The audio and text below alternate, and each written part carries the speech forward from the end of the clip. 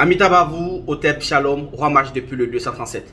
C'est un plaisir de vous retrouver en ce jour pour un nouveau chapitre de Bon à savoir. Oui, un abonné a écrit, a posé la question, Roi Mage, les musiques subliminales ou encore subliminaux ont-ils un réel effet sur la vie des personnes? Mon cher abonné, je veux te répondre tout simplement oui. La musique a un effet subliminal dans la vie de tout le monde. Toute musique déjà d'abord a des effets subliminaux. Ça, c'est comme ça.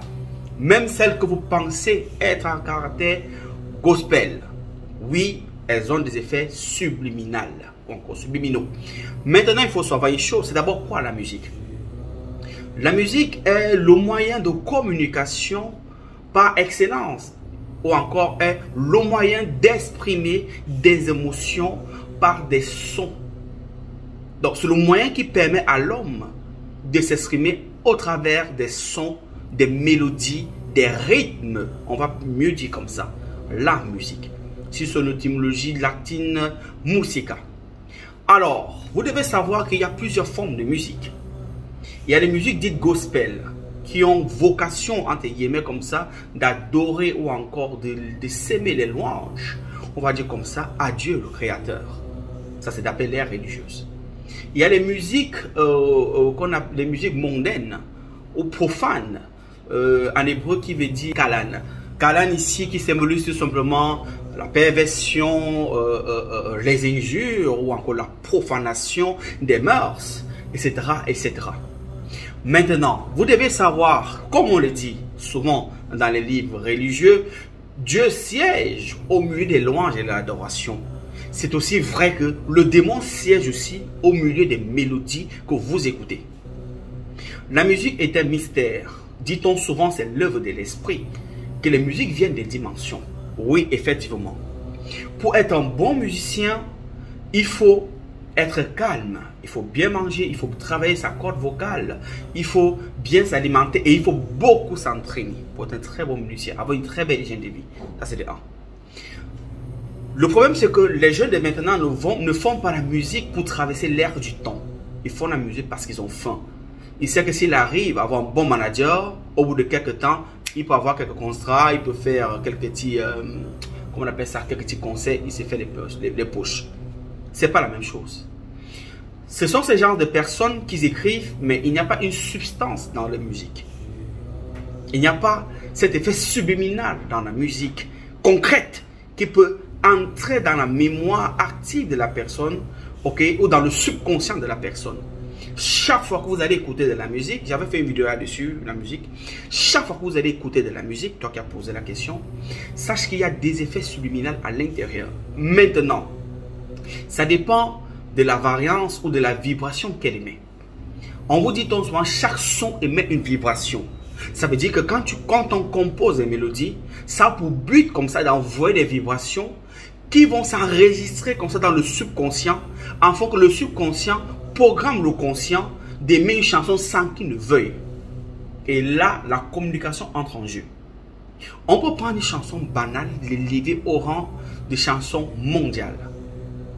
Il suffit que la musique soit répétée à l'heure actuelle, à l'ère du digital, par des influenceurs encore et encore et encore et encore. Puisque tout le monde est focalisé dans les réseaux sociaux, TikTok, YouTube, etc.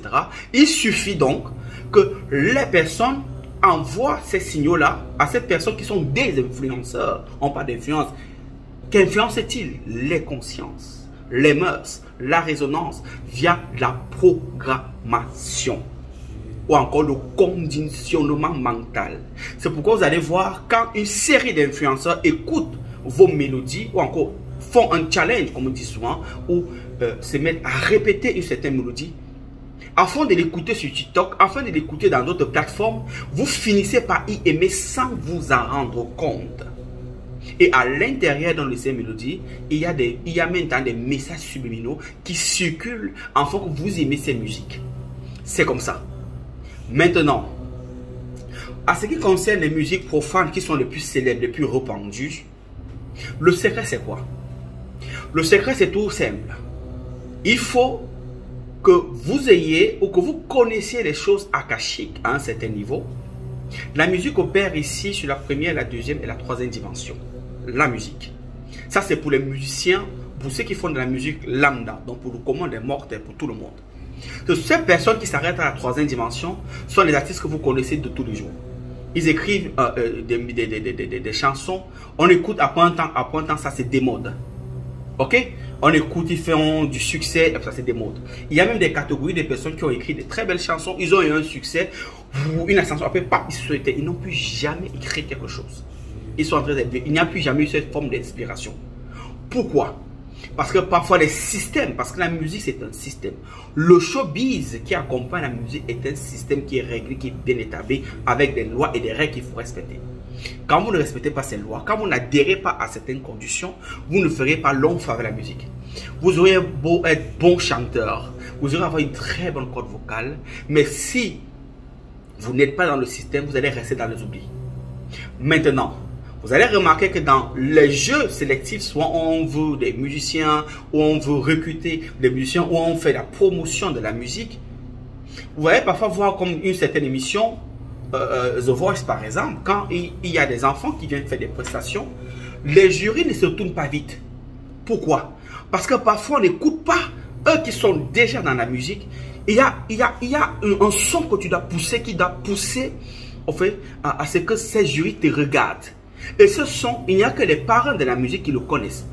Parfois, vous, téléspectateurs, vous écoutez, vous dites, mais il chante bien. Non, mais vous voyez, il ne se retourne pas en fait. Il ne se retourne que quand ta musique porte une certaine vibration, une certaine note. Et les notes viennent des esprits. Il y a des gars, et des jeunes filles souvent, quand ils posent rien que le son, les jurys peuvent tous se tourner au même lieu parce que le son qu'il a émis a vibré dans leur cortex cérébral. Leur a fait buzzer sans s'en rendre compte. C'est-à-dire que le son est violent. C'est-à-dire que le gars a une mélodie qui vient de l'autre monde. Parfois, lui-même ne s'en rend pas compte. Voilà comment ça se passe. Il y a une catégorie maintenant de personnes qui ont écrit des chefs-d'œuvre. Ceux-là qui écrivent des musiques qui vont traverser l'ère du temps. C'est-à-dire, il est mort aujourd'hui depuis peut-être 20, 30, 40 ans. Mais quand vous écoutez sa musique, c'est comme si c'était en actualité maintenant. Il y a des gens qui ont écrit des textes, qui étaient inspirés, qui vivent les réalités que vous vivez maintenant. On appelle ça les musiques immortelles. Généralement, ces gens écrivent des chansons, parfois eux-mêmes sans se rendre compte que ce qu'il est en train d'écrire aura un impact dans l'avenir. C'est des musiques à caractère prophétique. Peu sont des gens qui l'écrivent. Maintenant, comment faire pour arriver à ce stade? Souvent, ces gens se lèvent un matin comme ça, via une inspiration, ils écrivent une mélodie comme ça. Et puis, un esprit, puisque la musique est le moyen auquel les esprits, il faut le souligner aussi, s'expriment. Oui, la musique est un moyen pour lequel les esprits s'expriment. Ça veut dire que quand vous voulez subjuguer certaines entités, puisque dans la musique, il règne des entités, on vous dit dans la Bible que on dit Dieu siège au milieu des louanges et de l'adoration. Sachez aussi que, puisqu'il y a deux polarités, si on va donc parler du diable, le diable siège aussi au milieu de la musique. Ça veut dire quoi? Ça veut dire que quand il va envoyer des messages ou quand on veut conditionner le mental des milliers de personnes, les démons qui régissent la musique ou encore les entités qui régissent la musique mondaine ou la musique profane s'assurent à ce que tu aies le profit qu'ils veulent. Ça peut aller de la coiffure, ça peut aller de la prestance, ça peut aller de ta note vocale personnelle que tu as. Alors ils t'assistent, en fait ils te donnent un coup de pouce pour certaines personnes. Pour d'autres personnes, ils vont chercher chez les magiciens, les mages, les occultistes, les féticheurs pour avoir cette vibration qui pourra porter les musiques afin de subjuguer, on va dire comme ça, le subconscient des gens. Raison pour laquelle parfois vous êtes comme ça, une musique est en train de jouer à fond sonore quelque part, mais ici, la vibration vous a touché. Vous vous retrouvez en train de mimer la chanson, mais quand vous sortez pour aller vers un certain niveau, vous écoutez la même chanson. Ah oui! Bizarrement, parfois vous êtes droit, vous chantez la même chanson, vous ne vous en rendez pas compte. Or, il n'y a pas de mélodie qui suit. Mais après, vous entendez quelqu'un met la même musique. Vous êtes interconnecté via la vibration alpha ou bêta que la musique transmet, ou gamma que la musique transmet. Donc, la musique émet, chaque son produit une vibration. Ces vibrations qui font partie de l'œuvre de l'esprit. Donc, pour faire court, quand vous voulez être écouté, souvent, quand vous voulez que les cieux ou les entités que vous servez puissent vous écouter, il y a toujours de la musique. Ceux qui viennent généralement chez moi pour faire les travaux, qui paient des billets d'abord pour venir chez moi travailler souvent, il y a des moments pendant les séjours ici, on fait des chants. Pourquoi? Parce qu'on connaît que les entités qu'on va travailler avec aiment la musique. Il y a des esprits qui ne se manifestent que quand tu fais une danse ou quand tu pousses un certain rythme de son. C'est là où il intercède, c'est là où il écoute, c'est là où il apparaît. C'est la même chose, ce qui est en haut et comme ce qui est en bas. Dieu siège au milieu de la louange et de l'adoration. Les génies, les esprits aussi ont aussi le même système. Oui, parce que ça fait partie des lois universelles. La musique exprime des émotions, appelle des entités, ok? Il permet de subjuguer certaines entités. Donc, si vous voulez écouter la musique, raison pour laquelle on vous demande n'est pas seulement être un bon chanteur, aussi être un bon mélomane. Il faut connaître jouer certains instruments. Les chanteurs qui font qu'ils ont marqué les générations dans les pays respectifs, jouent forcément un instrument. Forcément. Les plus grands qui ont marqué les générations, vous allez vous rendre compte que soit ils jouaient de la guitare, soit ils jouaient de la harpe, soit ils jouaient du saxophone, soit ils jouaient de la clarinette, soit ils jouaient du tam-tam, soit ils jouaient, on va dire, de la basse ou autre chose. Mais il faut qu'ils jouent de la musique parce que quand tu accordes le son à la mélodie, tu deviens plus fort. Si tu t'arrêtes juste à la corde vocale, tu ne peux pas être un très bon artiste. Tu seras un bon artiste, mais tu ne seras pas élevé au rang d'idole, au rang d'icône. Pour t'élever au rang d'icône, au rang d'idole, il faudrait que tu puisses maîtriser au moins 2 ou 3 instruments. Et il faudrait que tu puisses être connecté à la 5e dimension. Parce que si tu vas juste t'arrêter à la 3e dimension, tu feras une musique qui sera mortelle. On va écouter pendant un bon bout de temps et puis on va t'oublier. Après, ça chauffe un temps et puis bon, c'est plus trop ça.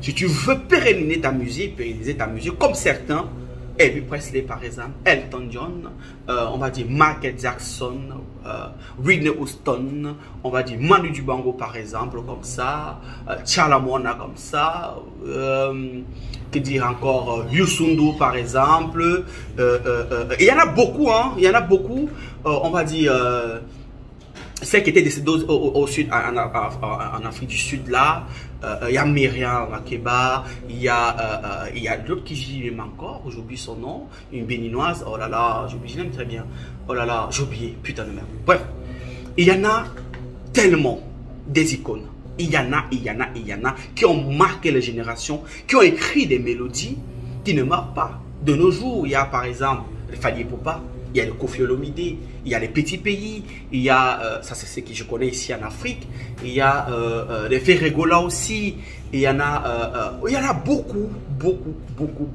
qui ont écrit Bendeka par exemple. Il y en a beaucoup des gens, grâce à aussi, avec des très belles mélodies, des très belles voix. Il y en a beaucoup qui ont écrit des musiques qui datent des années 80. Mais quand vous écoutez, c'est à l'ère du temps. C'est-à-dire ça, c'est des mots de pas. Il y en a beaucoup qui ont écrit, beaucoup, je peux tous les citer ici. Ce sont des gens qui ont été inspirés, qui ont écrit des mélodies autant pour moi, qui vont traverser le temps. C'est-à-dire que vous n'êtes pas un enfant de la génération 75 ou de l'enfant de la génération 80, vous êtes un enfant de la génération 2000, mais quand vous écoutez ces chansons, c'est comme si il a écrit ça hier. C'est comme ça. Maintenant, c'est une question maintenant des vibrations personnelles. Pourquoi les icônes d'ailleurs, c'est-à-dire les musiciens par exemple, Elvis Presley, Michael Jackson et bien d'autres encore, arrivent à traverser des générations et générations, arrivent à traverser l'ère du temps. Ou des Whitney Houston, jusqu'aujourd'hui dans des émissions comme The Voice, on interprète sur les chansons. Comment?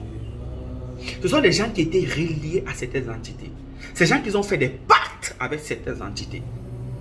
Oui, beaucoup. Beyoncé par exemple. Elles sont nombreuses qui ont scellé, et même elles le disent, c'est pas moi qui le dis, des alliances avec certaines entités, qui sont habités avec certains génies qui les propulsent au rang des divinités. Donc on commence on va dire, à les célébrer au rang d'idole. Oui, c'est comme ça. C'est comme ça. Et parfois c'est une seule chanson ou un album qui les propulse. Il y a des gens qui sont venus sur cette terre qui n'ont écrit un seul album. Un seul. Le seul album les a rendus multimilliardaires. Ils ont vendu ces albums à des milliers et des milliers d'exemplaires. Ça fait leur carrière, ça fait leur fortune. Un seul album. Ça a traversé l'ère du temps. Et même quand on va aujourd'hui dans les endroits où ils sont morts, en mémorial, on allume les bougies, on fait comme des cultes. Donc on les a élevés au rang des divinités, au rang d'idoles. C'est ça la musique. Vous aussi, toi qui as posé la question, si tu es musicien, entre guillemets, tu dois chercher à te connecter ou tu dois beaucoup travailler afin d'être élevé au rang d'idole pour que ta musique ne périsse point. C'est comme ça. Donc la musique, pour finir, pour ne pas être très long, oui, influence et conditionne le mental. À travers la musique, on peut vous envoyer des effets subliminaux de tuer tout le monde ou de vous entretuer. Et je vous rassure que vous allez vous entretuer. Il y a des gens qui ont écrit des tests, il y a même des mantras qui ont été écrits ou qui produisent même l'auto-hypnose. Il y a des mantras, il y a des mélodies qui sont écrites pour une catégorie de personnes. Je prends par exemple l'opéra. Vous n'avez pas rendu compte que l'opéra est une musique mélodieuse. Ce sont des mélodies qui sont écrites, mais c'est pour une certaine catégorie de rang social. Ou parfois, vous ne voyez même pas un noir sans racisme. Hein. Vous ne voyez pas les gens de couleur, on va dire comme ça, dans certaines salles d'opéra. Vous ne vous rendez pas compte? Parce que c'est une musique qui n'est pas réservée à n'importe qui. C'est une musique qui est réservée à une élite de personnes. C'est un cercle fermé. Il y a des gens qui peuvent écouter la musique classique. Ils disent, mais il est fou, quoi. Oui. Mais il y a des gens qui écoutent. C'est une musique qui permet à ce genre de personnes de faire des chiffres d'affaires. Qui permet à ce genre de personnes de penser mieux, de réfléchir mieux. Ou quand ils veulent entrer en transe, ou quand ils veulent subjuguer maintenant la 4e, 5e dimension, ils mettent la musique classique. Et laissez-moi même vous dire que dans certaines écoles ici, ésotériques ici, comme certaines écoles, je ne veux pas citer non pour les faire une publicité, quand vous voulez vous concentrer en position assise ailleurs, on met de la musique classique. Ils se reconnaissent. On peut vous mettre du Beethoven, on peut vous mettre, comment on appelle ça, du Mozart. Il y a plusieurs airs qui vous mettent souvent. Vous commencez à écouter et ils sont partis. Ça permet de subjuguer certaines dimensions. Oui, la musique. Il y a aussi des artistes africains qu'on a eu qui avaient une musique où ça prenait. Vous allez voir, les jeunes qui écoutaient ces rythmes de musique étaient un peu comme des voyous, un peu comme des vandales. À l'image, on va dire comme ça, de leur idole. C'est le rythme, c'est le son qu'il a mis. C'est-à-dire, il influence des masses et les consciences comme une forme de conditionnement. La musique est un pouvoir, vous ne pouvez pas imaginer. On peut décimer tout un pays avec les musiques. On peut endormir toute une nation avec la musique. Imaginez-vous une seule journée sans musique. Pas un son. Vous allez penser que vous êtes dans les ténèbres. Je vous assure. Une journée sans musique. Pas de publicité radio, pas de télévision, pas de télévision, rien. Pas de son. Vous-même, vous allez penser que c'est la fin du monde. Ah oui. La musique. Donc la musique est un vecteur d'énergie, est un porteur de messages, même parfois. Parce que les esprits s'expriment aussi à travers la musique. Parfois, ça incarne à certaines personnes qui peuvent influencer certaines générations. Ça peut être des jeunes femmes qu'on utilise, comme maintenant sur TikTok. Et ça, on sent. Et ça fait parfois un cycle, un cercle. Parfois, vous voyez, et parfois la musique commence à aller de tel côté, après ça, il baisse, après c'est tel côté qui prend le relais, il baisse, après c'est tel côté qui prend le relais, il baisse. Ça circule. Ça circule en fonction de la disponibilité spirituelle des gens qui habitent, des gens qui font de la musique. C'est pour ça que vous allez voir, il y a des peuples qui ne sont pas trop musicaux, c'est-à-dire ils écrivent, on ne les connaît même pas. Mais il y a des peuples en Afrique qui sont doués pour écrire des mélodies, ou quand on parle des artistes, on connaît que non, ceux-ci, quand ils écrivent, ils bougent au monde entier. C'est comme ça. C'est en fonction de la disponibilité spirituelle des gens qui y vivent là-bas, ou des gens qui écrivent ou qui chantent. Et les entités, donc, se servent parfois de ces personnes pour gouverner, pour conditionner le manque de certaines personnes. Parce que quand vous dansez une chanson, quand vous chantez une chanson, vous ne connaissez pas. Si on met la musique En inverse, vous ne connaissez pas ce qui est dit sur le plan sublime là-dedans. On peut vous dire, adieu le diable, car le diable est votre Dieu suprême. Vous ne saurez même pas.